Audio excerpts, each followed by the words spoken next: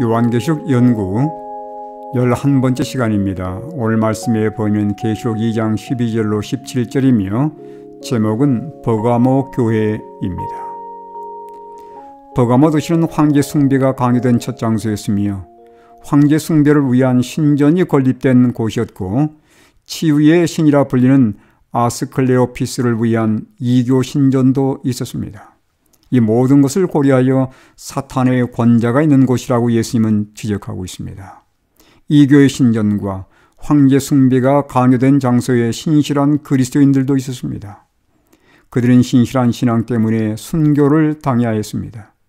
예수님은 그분을 믿는 신실한 그리스도인들이 그러한 환경 가운데서도 믿음을 순결하게 간직하며 살고 있는 것을 잘 알고 있습니다. 황제 숭배가 강요됐을 때 적극적으로 반대했던 그리스도인들이 시간이 지나면서 세상과 서서히 타협하기 시작했습니다. 그래서 예수님은 두 가지 책망할 것이 있다고 말씀합니다. 어떤 책망이었을까요? 성도들 중에 발람의 교훈을 따른 자들도 있었고 니골라당의 교훈을 따르는 자들도 있다고 책망했습니다. 타락한 선자 발람은 이스라엘을 유혹하여 모압 여자들과 행음하게 했고 모압 신들을 섬기게 했습니다. 그처럼 버가모에서 어떤 그리스도인들이 당시 성행했던 황제 숭배와 이교의 신앙 관습을 받아들이므로 박해를 피하자고 제안하므로 타협안을 받아들인 성도들이 있었습니다.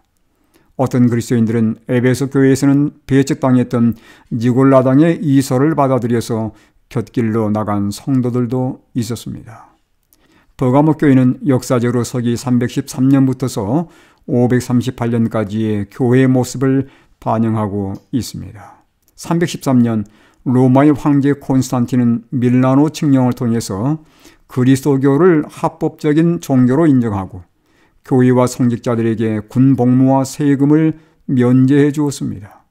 콘스탄틴 황제가 기독교에 이런 호의를 베푼 이유는 정권 유지에 그리스도인들을 활용하기 위한 것이었습니다. 박해는 끝나고 교회가 정부의 후원을 얻으면서 국가와 교회는 호의적인 관계를 맺게 되었습니다. 로마 정부의 호의는 교회 편에서의 많은 양보와 타협을 요구했습니다. 급기야 321년 콘스탄틴 황제는 로마의 이교도들이 예배하던 태양의 날인 일요일을 예배일과 국가적 공휴일로 삼도록 법령을 반포했습니다. 법령의 내용은 다음과 같습니다. 존경할 만한 태양의 날에 도시에 거주하는 행정관들과 백성들은 쉬도록 하며 모든 작업장은 문을 닫도록 하라. 그러나 시골에서 농업에 종사하는 자들은 자유롭게 합법적으로 그들의 일을 계속할 수 있다. 지금까지 그리스도인들은 성경의 가르침에 따라 제7일 안식일 토요일을 예배일로 준수해 왔지만 로마 정부의 일요일 법령이 선포된 후에 교회는 서서히 타협의 길을 걷기 시작했고 결국 364년 교회는 라우디게아 총회를 통해 일요일을 공식적인 예배일로 삼기로 선포했습니다. 오늘날 대다수의 교회들이 일요일에 예배드리게 된 그 기원이 바로 여기에 있습니다.